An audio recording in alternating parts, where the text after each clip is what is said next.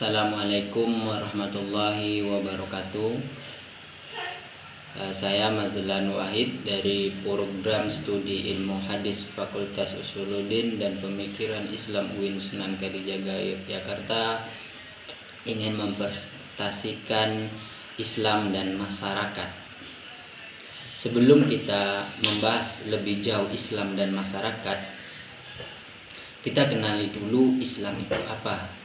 Yang sepertinya Islam itu sudah tidak asing lagi terdengar di Indonesia sendiri.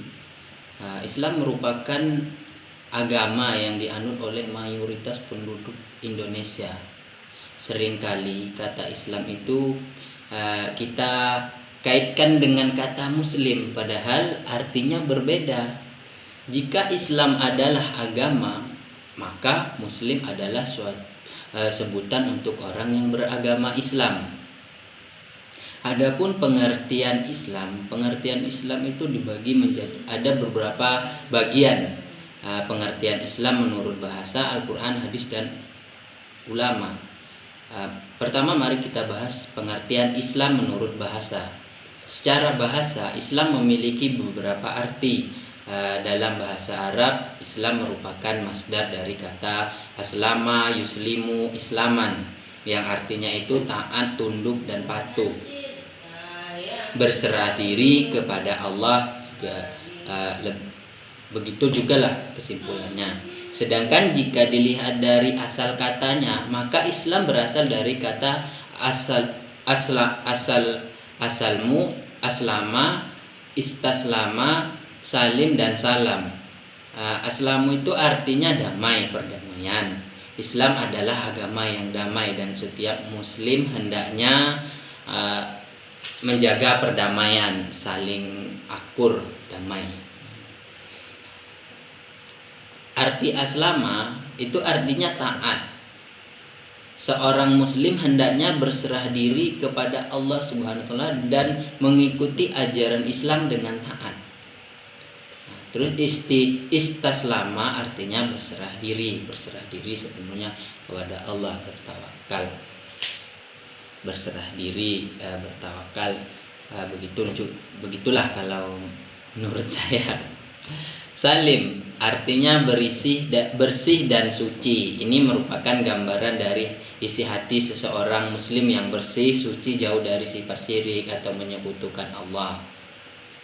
Intinya suci, bersih, bukan dari fisiknya tapi lebih ke dalam hatinya, itu bersih. Terus yang selanjutnya salam, arti salam ini selamat, keselamatan. Islam adalah agama yang penuh keselamatan.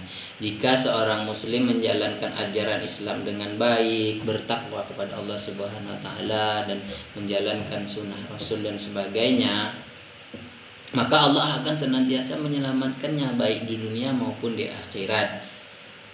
Semoga kita semua termasuk dalam hal tersebut. Selamat dunia akhirat. Amin. Terus kita berlanjut ke pengertian Islam dalam Al-Quran. Kata Islam ini sebagai agama disebut dalam Al-Quran dalam surah Al-Maidah ayat 3, yang artinya, pada hari ini telah kusempurnakan untuk kamu agamamu dan telah ku cukupkan kepadamu nikmatku dan telah ku ridhoi Islam itu jadi agama bagimu. Kemudian dalam surah Ali Imran ayat 9, yang artinya sesungguhnya agama di sisi Allah hanyalah Islam, tidak ada agama selain agama Islam di sisi Allah Subhanahu wa taala. Kemudian lalu disebutkan pula dalam surah Ali Imran ayat 85, yang artinya, dan siapa saja yang mencari agama selain agama Islam, maka tidak akan diterima darinya, dan dia di akhirat termasuk orang-orang yang merugi. Dalam keyakinan Islam tersendiri, orang yang berbeda agama dengan Islam sudah dijelaskan dalam Al-Quran dalam ayat Ali Imran ayat 85, surah Ali Imran ayat 85. Terus kita berlanjut lagi ke pengertian Islam dalam hadis. Dalam hadis Rasulullah Shallallahu Alaihi Wasallam pernah menjelaskan arti Islam. Hadis tersebut terkenal dengan hadis Jibril, karena saat itu malaikat Jibril dengan wujud laki-laki datang menemui Rasulullah, yang mana Rasulullah sedang berkumpul dengan sahabat-sahabatnya. Malaikat Jibril ini datang berwujudkan seseorang manusia, seorang laki-laki. Malaikat Jibril tersebut yang bertanya tentang Islam dan meminta penjelasan kepada Rasulullah SAW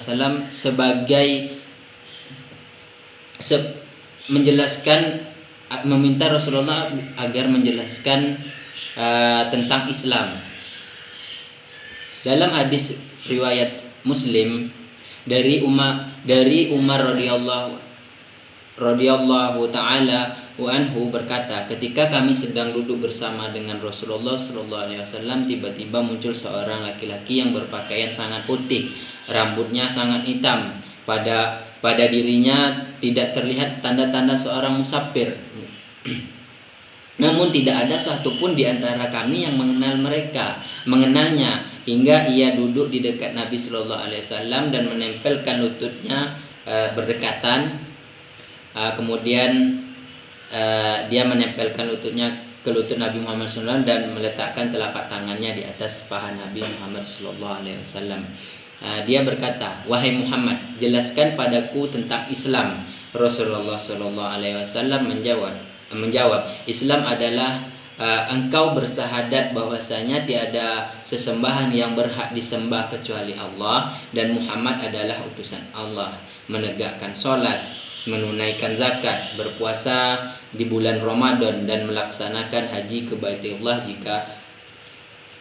jika engkau mampu." Hadis riwayat Muslim. Pengertian Islam berikutnya pengertian Islam menurut ulama. Pengertian Islam menurut ulama dan tokoh Muslim. Para ulama dan tokoh Muslim juga memberikan berbagai pengertian tentang Islam menurut pandangan dan ijtihad mereka, diantaranya sebagai berikut. Yang pertama, Umar bin Khattab, Islam adalah agama yang diturunkan Allah kepada Nabi Muhammad SAW. Agama Islam meliputi akidah, syariat, dan akhlak. Menurut Muhammad bin Ibrahim bin Abdullah Tawajiri, Islam adalah sebuah penyerahan diri sepenuhnya kepada Allah Subhanahu wa taala dengan cara mengesahkannya dan melaksanakan syariat-syariatnya dan penuh ketaatan dan keikhlasan. Terus menurut Syekh Muhammad bin Abdul Wahhab, Islam adalah berserah diri kepada Allah dengan mengesahkannya, tunduk serta patuh padanya, dan melakukan ketaatan dan berlepas diri dari perbuatan yang syirik serta para pelakunya. Terus menurut Hasan Al-Basri, Islam adalah kepasrahan hati kepada Allah, lalu setiap muslim merasa selamat dari gangguan. Itu kalau menurut Hasan Al-Basri.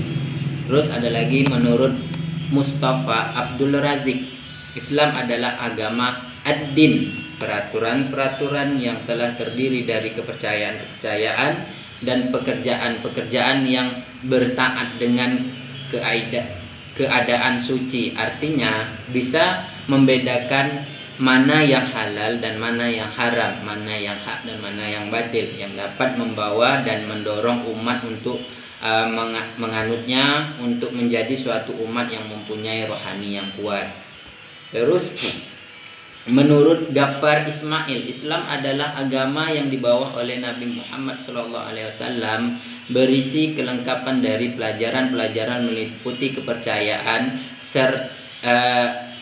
seremoni peribadatan, tata tertib penghidupan abadi, tata tertib pergaulan hidup, peraturan-peraturan Tuhan, bangunan budi pekerti yang utama, dan menjelaskan rahasia kehidupan yang kedua, akhirat maksudnya. Terus menurut Syekh Muhammad Saltut, Islam itu agama yang diperintahkannya untuk mengajarkan tentang pokok-pokok serta peraturan-peraturan kepada Nabi Muhammad SAW dan menugaskannya untuk menyampaikan agama tersebut kepada seluruh umat manusia dan mengajak mereka untuk memeluknya. Demi berikut laginya kita bahas tentang masyarakat. Islamnya sudah cukup sampai di situ saja, kurang lebihnya nanti di pertemuan berikutnya bisa dibahas lagi. Sekarang masyarakatnya, tadi Islamnya, sekarang masyarakatnya. Masyarakat adalah sekelompok manusia yang terjalin erat karena sistem tertentu, tradisi tertentu, konvensi dan hukum tertentu yang sama, serta mengarah pada kehidupan kolektif.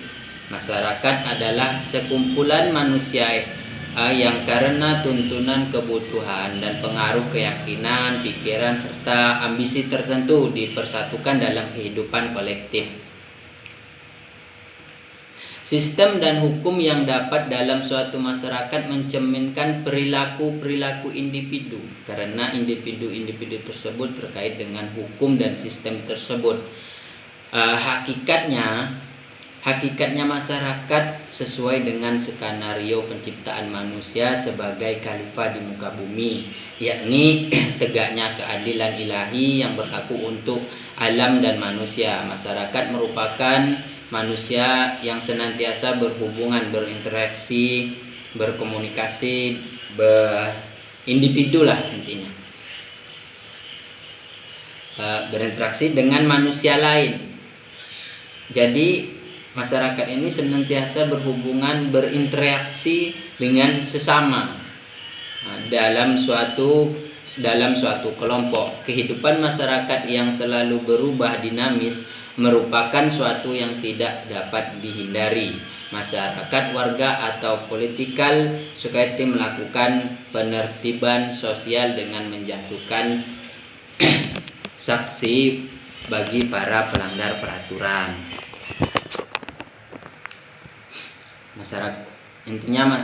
Masyarakat itu adalah suatu kelompok yang terjalin erat maupun dengan tradisi, terus dengan hukum dan sebagainya. Nah, mari kita bahas tentang Islam dan masyarakatnya. Islam dan masyarakat.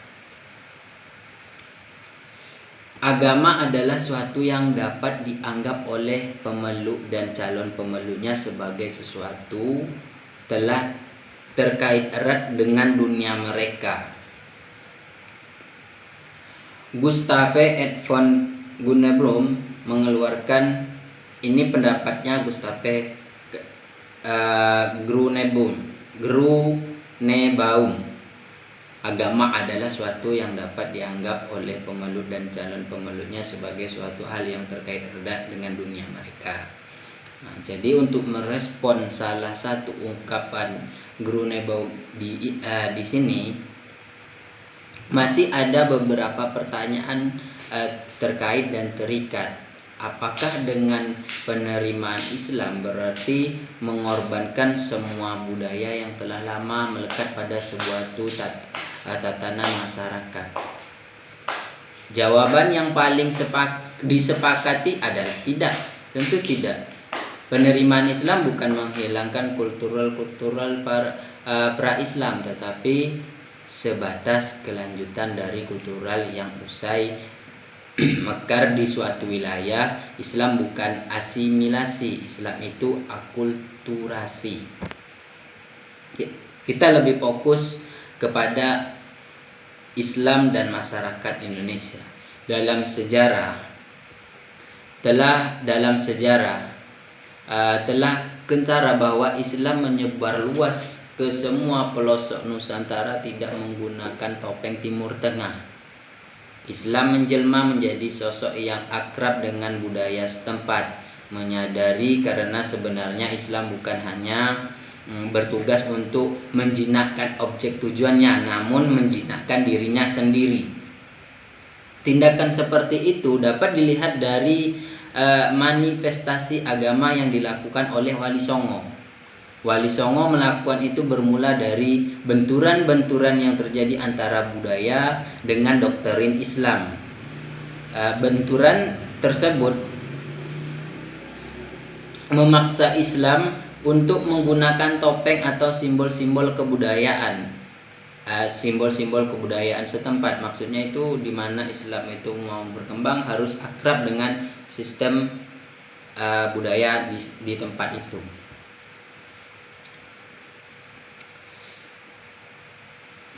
Contohnya bentuk tersebut, maka Islam untuk menggunakan topeng dan simbol-simbol kebudayaan setempat sebagai penyelaras agar dapat diungkapkan oleh masyarakat setempat. Jadi Islam itu tidak merusak budaya dan tidak melarang. Ya, yang seperti tadi, Islam itu doktrin Islam dengan doktrin Islam sendiri.